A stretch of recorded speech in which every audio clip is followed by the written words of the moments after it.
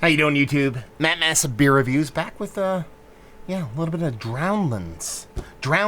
I always want to say Drownlands. I don't know why. Drownlands Brewing is their Bloom Farmhand Table Saison. Not my first beer from these guys. Not my first beer review of these guys.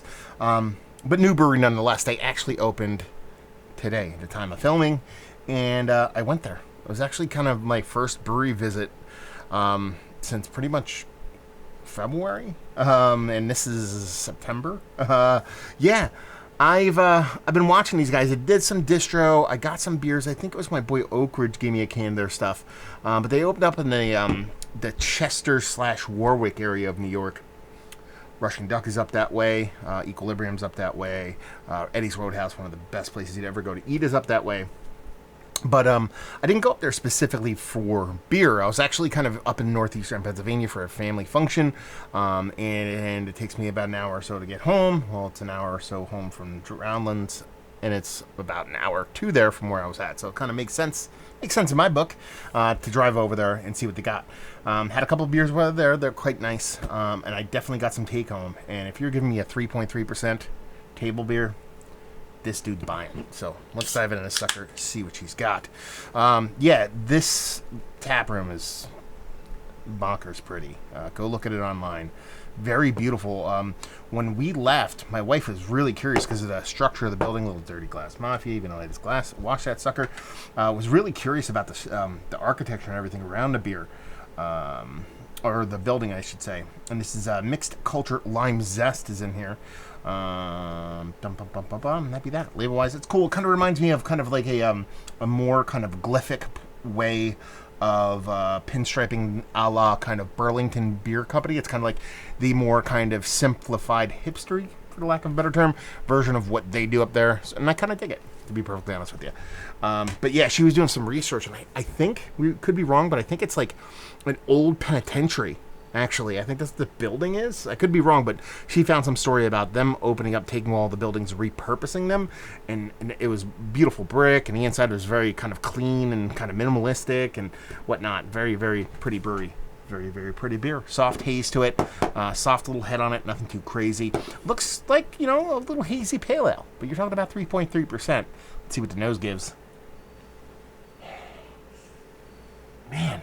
That really does come off lemon zesty, but more of a propping up of a Brett C kind of lemon zesty. It's almost like you were naturally getting some lemon notes from this kind of table beer, and you just added a touch of lemon zest to it just to make it kind of climb a little bit bigger, which is really cool. Nice sweetness to it. Nothing really as far as bittering outside of maybe a soft little kind of pithy kind of thing that goes along with that and kind of lemon on there. Nothing as far as like a soft kind of pepperiness or any kind of Saison-y kind of vibes to it. It really is a soft, very, very, very soft tartness that you get from typical kind of, Foder or kind of classic kind of table beer with that nice kind of lemon zestiness being so big. It kind of drowns out those other pieces, I think. But it's not necessarily a negative thing because it's a 3.3% beer, so all those bits and pieces are quite small. So with the lemon coming through, it's not that the lemon's a 2x4 to the face. It's just bigger than everything else. Not necessarily a bad thing.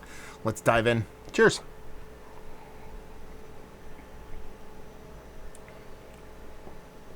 Yeah. I mean, it really does remind me of a really Brett C. Ford kind of Saison. It's that impactful in the way that kind of lemon zestiness comes off. It has to be a combination of the yeast in here in combination with that lemon zest, because it's just not all lemon zest. It's got a really nice soft mouthfeel while at the same time having this cool, fun kind of carbonation going on with it. You do get a soft kind of wheat style kind of little oaty kind of graininess to it. Is it a table beer though? I'm not going to sit here and hem on that. I'm not one of those BJCP nerds that does those kind of things. But it really does come off to me more of like a little soft pale. Really soft little pale ale with a little bit of mixed culture kind of yeastiness going on.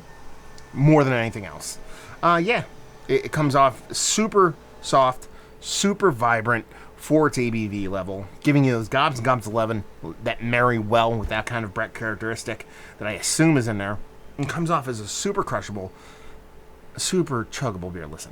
I got 3 of these. Well, technically 2 more now that I'm cracking this one. They're not going to last long. Let's put it that way. 3.3% all day on this. I think where this one kind of jumps the shark for me is in cost, and we'll get to that in a second. So let's talk about it. It's one of the better sub 4% beers I've had as of late. Yes, absolutely, without a doubt. Might be up there, Mount Rushmore status. Really tasty, really well done. And I like that elevated citrus, that lemon lime thing, which I believe is a combination from that zest and that kind of yeast phenolic value and availability. I know these guys are actually available in distro. I don't know how much it's going to change now that they have a brick and mortar location, but I assume with COVID, they're still going to distro. I don't know how much I paid for this. I want to say 16. It might have been 18. I don't know, man. I get it. I get what goes into these beers. I get why they cost as much as they do. But it's kind of a tough pill to swallow for a 3.3% beer. I mean, yeah, as much as it is tasty. You give this to me at 14, even then I'd be peeved. But I'd still be like, okay, I get it. It's that tasty. Because, you give me, this is a bottle. Okay, let's put it this way. You give me this in a 750. I'm drinking the whole 750, no problem. And that's kind of how I want this beer in format-wise. You can get 750s of this from some of the best breweries out there, whether it be Side Project, whether it be Fox Farm, whether it be Hill Farmstead, for sub $10. So it's kind of one of those things where the price point's a little bit off for me, but COVID times, opening a new brewery in a very beautiful spot, I can understand where their price point comes from. So there you go. So yeah, a little new brewery-ish in the books. At least new brewery visit-wise, and very, very fun place. If you find yourself up the Warwick area, which is just exploding with breweries, like I said, within a half an hour drive radius, you can go to Hudson Valley Brewing, Newburgh Brewing, Rushing Duck Brewing, Long Lot Brewing, Equilibrium Brewing, Drownlands Brewing, Tin Barn Brewing, Glenmere Brewing.